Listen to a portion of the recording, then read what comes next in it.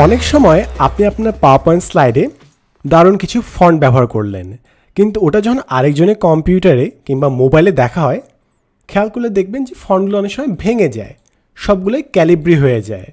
তো আপনাকে এটা সিম্পল ভাষায় বলে ব্রোকেন ফন্টস কিংবা ফন্ট ভেঙে যাওয়া। এখন এটাকে সলভ করার 3টা টেকনিক আমি এই ভিডিওতে এক্সপ্লেন করছি। টেকনিক নাম্বার 1 হচ্ছে ফন্টগুলো এমবেড করে দেওয়া। এমবেড করতে হলে আপনাকে উপরে বাম পাশে ফাইলে যেতে হবে, এরপর নিচে বাম পাশে আপনার অপশনস আছে, অপশনসে ক্লিক করতে হবে। তারপর দেখবেন এখানে সেভ বলে একটি অপশন আছে, সিলেক্ট করুন। এরপর নিচে দেখবেন embed fonts in the file, এখানে দুটো অপশন আপনার কাছে আছে। সো এই দুটো এখন আস্তে আস্তে এক্সপ্লেন করব। প্রথমে দেওয়া আছে embed only the characters use in the presentation, best for reducing file size. অর্থাৎ আপনি যে ফন্টগুলো ব্যবহার করলেন, যে টেক্সটগুলো ব্যবহার করলেন, ওগুলো আপনার প্রেজেন্টেশনে ফন্টটাই সেভ হয়ে থাকবে। কিন্তু সমস্যা হচ্ছে ওটা কেউ চাইলে এডিট করতে পারবে না। এখন এই সলিউশনটা তখন সেরা যখন আপনি কেবল নিজের জন্য প্রেজেন্টেশন রাখছেন, কাউকে এডিট করতে দিতে চাচ্ছেন না। ইন দ্যাট কেস এটা একটা ভালো অপশন এবং ফাইল সাইজও ছোট থাকে। অন দি আদার হ্যান্ড, মনে করেন আপনি ফাইলটা অন্য কারোর সাথে শেয়ার করবেন, আপনার কোনো কলিগের সাথে শেয়ার করবেন কিংবা টিমমেটের সাথে শেয়ার করবেন, যে ফাইলে বিভিন্ন টেক্সট আরও এডিট করবে। ইন দ্যাট কেস আপনার উচিত হবে embed all characters best for editing by other people, এই অপশনটা সিলেক্ট করা। এই অপশনটা সিলেক্ট করলে আপনি যে ফন্টটা ব্যবহার করেছেন সেটা আপনার পাওয়ার পয়েন্ট ফাইলের মধ্যেই সেভ হয়ে থাকবে। তো যে কেউই আপনার ফাইলটা এডিট করুক না কেন, ওই ফন্টটা নিয়ে সে কাজ করতে পারবে। দ্য অনলি ড্রব্যাক, খালি অন্য সমস্যা হচ্ছে যে ফাইল সাইজটা অনেক বড় হয়ে যায়, বাদ বাকি সব কিছু একদম পারফেক্ট চলে। সো যে অপশনটা আপনার জন্য বেস্ট মনে হবে সেটাই আপনি সিলেক্ট করবেন, এরপর হিট ওকে। সেকেন্ড টিপটা হচ্ছে র্যাস্টারাইজ করে ফেলা। এটা হচ্ছে একটা ফ্যান্সি টার্ম, অর্থাৎ আপনার কোনো একটা জিনিসকে পিকচার বানিয়ে ফেলা, এইটাই বলতে গেলে আপনার র্যাস্টারাইজ বলতে পারেন এই পার্টিকুলার ক্ষেত্রে। সো মনে করেন আপনার একটা ফন্ট আছে, এই র্যাস্টারাইজ ফন্টটাই ধরলাম, এটাকে একটা ফ্যান্সি ফন্ট দিই, ড্যাগার স্কোয়ার দিই।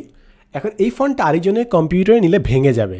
সো আমি করব কি, Ctrl+C কিংবা কপি করব, এটাকে কপি করে তারপর আমি এটাকে পিকচার হিসেবে Ctrl+V প্রেস করে কিংবা রাইট ক্লিক করে পিকচার হিসেবে পেস্ট করব।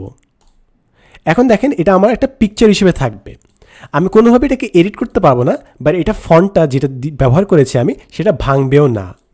তাই আপনি আপনার ফন্টটা যদি জাস্ট একটা জায়গায় ব্যবহার করেন, দুটো জায়গায় ব্যবহার করেন, এভাবে জাস্ট পিকচার বানিয়ে ফেললে সেই ফন্টটা কোনোভাবেই আর কখনো ভাঙবে না।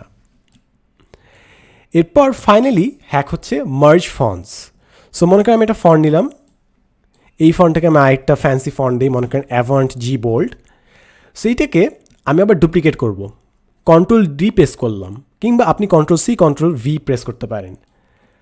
তারপর একটাকে আরেকটার উপর বসালাম, দুটো একসাথে সিলেক্ট করলাম। এরপর দেখবেন উপরে ফরম্যাট অপশনে মার্জ শেপস বলে একটা অপশন আছে। সো মার্জ শেপস অপশনে আপনি চলে যাবেন, এই যে মার্জ শেপসে যে ইউনিয়ন সিলেক্ট করব, তাহলে আমার দুটো ফন্ট জোড়া লেগে শেপ হয়ে যাবে, একটা ভেক্টর হয়ে যাবে। এবং ভেক্টর একদম ইচ্ছা মতো আপনি স্ট্রেচ করতে পারেন, কোনোভাবে এই জিনিসটা এক ফুটাও ভাঙবে না। কিন্তু এই জিনিসটা এগেইন আপনি এডিট করতে পারবেন না আফটার আপনি এটা ইউনিয়ন করে ফেলেন, অর্থাৎ এটাকে একটা শেপ বানিয়ে ফেলেন। সো প্রথম খালি এমবেড ফন্টস টেকনিকটার মাধ্যমে আপনি যদি সেভ করেন তাহলে আপনি ফাইলটা পরে এডিট করতে পারবেন, বাদ বাকি দুটো ক্ষেত্রে আপনি ফন্টটা কিন্তু আর এডিট করতে পারবেন না। সো মনে করেন একটা কিংবা দুটো ফন্ট যদি আপনি সেভ করতে চান, তাহলে আপনার র্যাস্টারাইজ করা কিংবা মার্জ করা বুদ্ধিমানের কাজ হবে। অন দি আদার হ্যান্ড, আপনি যদি পুরো পাওয়ার পয়েন্ট ফাইলটা নিজে এডিট করতে চান, অন্যদেরকে এডিট করাতে চান, তাহলে এমবেড ফন্টস করলে বেস্ট রেজাল্টস পাবেন। হোপফুলি এই 3টে টেকনিকের যে কোনো একটা ব্যবহার করলে আপনি বেস্ট রেজাল্টস পাবেন এবং অন্য কখনোই আপনার ফন্টগুলো অন্য আরেকজনের ডিভাইসে ভেঙে যাবে না। আমি সাদমান সাদিক, দেখা হবে নেক্সট এপিসোডে। And as always, thanks for watching.